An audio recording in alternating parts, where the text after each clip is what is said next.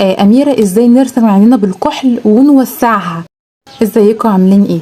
اي قلم كحل، القلم ده ب15 جنيه، وتبتدي ان انت تحطي الكحل فوق هنا الاول، الرموش اللي فوق ده بس من جوه بيدي للعين والرموش تقل.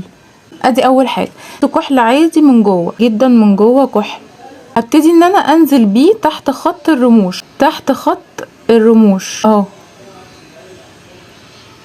بجيب اي فرشه عندي، اي فرشه بنسل كده، واي باليت اي شادو فيها لون اسود، باخد كده منه اطبطب تحت عيني على الكحل اللي انا سيحته تحت. هطبطب الاول قبل ما اوزع،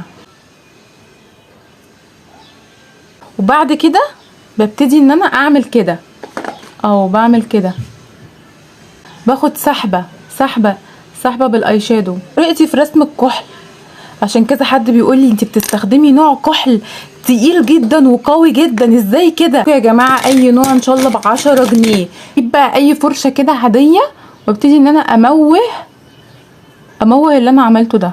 هنا برضو بموه اللون، انا بحبه قوي بصراحه، واضح قوي، بيخلي العين واسعه وجميله. وبجيب اي نوع مسكره عندي وبعمل كده، بصوا شايفين؟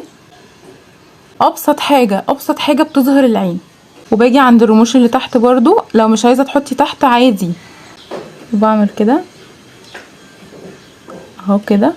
بصوا تحفه تحفه، عين واسعه مش ضيقه خالص، مرسومه بالكحل ومحطوط عليه اي شادو استحاله يسيح. بقى كمان لو رسمتوا عينيكم من فوق ده واسع على العين ازاي، مش ضيقه خالص زي ما وريتكم كده. شايفين؟ بصوا حلوه قوي. ايه رأيكم؟ ولا كحل براند ولا غالي ولا اي حاجة خالص، قلم كحل عادي ب10 جنيه، وعشان ما يسحش بنثبت بشادو اسود، بيدينا بيجمنت قوي جدا، وبيدينا رسمة حلوة زي دي للناس اللي بتحب الكحل زي انا. بعشق الكحل، بحب قوي شكل العين كده. يحب كده يعمل التركية دي، وقولوا لي رأيكم. باي باي.